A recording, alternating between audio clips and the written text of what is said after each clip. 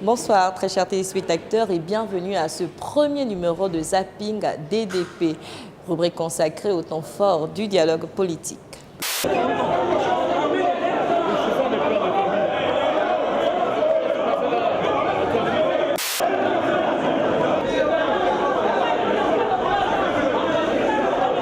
Juste derrière moi, le stade d'Angondje, théâtre de ce dialogue politique national.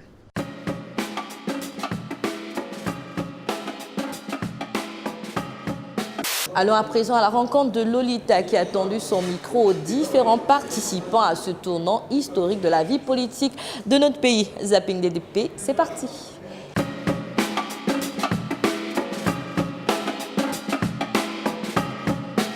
Bertheline, je me trouve à l'entrée de la salle où se déroulent les travaux du panel 3 consacrés à l'amélioration de la vie citoyenne. Suivez-moi.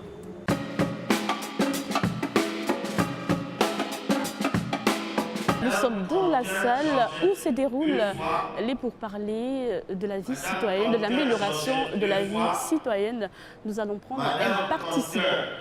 D'abord, il faut remarquer que c'est le panel le plus important.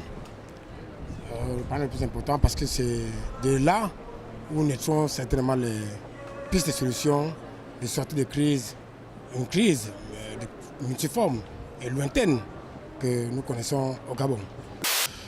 Remettre le compteur à zéro est important, effectivement, dans le cadre du panel qui nous intéresse ici, la paix et la cohésion sociale.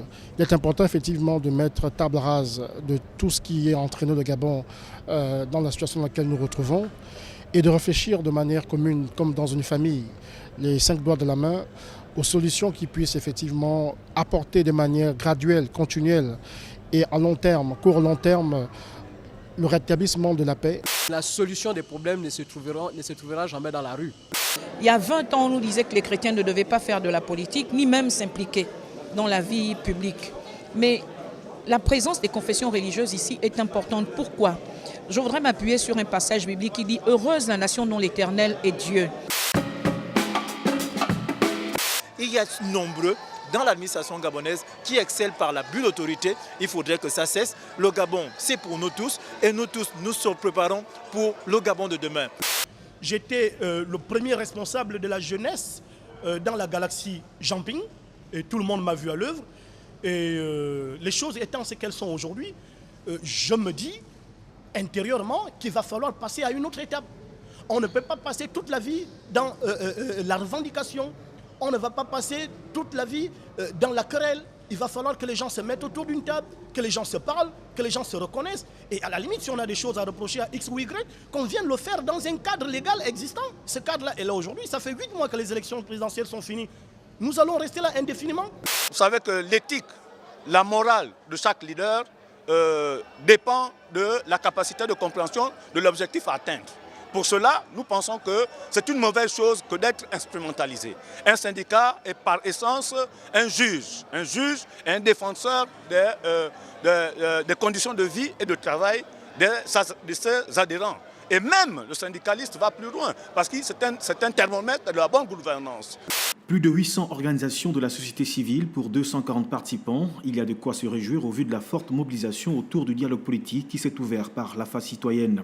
Pour l'heure, les travaux se déroulent dans une ambiance bon enfant, s'est dit satisfait le porte-parole du gouvernement lors de sa conférence de presse hebdomadaire. Depuis le début des travaux, il semble que de l'avis général partagé par tous, les travaux se passent plutôt dans une ambiance empreinte de respect et de patriotisme. Les participants s'expriment librement, exposent leur point de vue, font part de leurs contributions.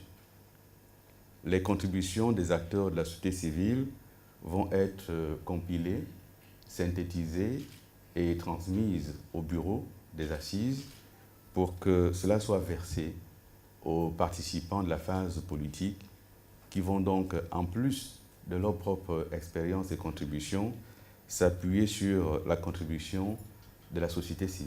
Merci à toute l'équipe qui nous accompagne sur ce Zapping DDP et merci également à vous très chers téléspectateurs. On se retrouve la semaine prochaine, toujours sur le Zapping DDP.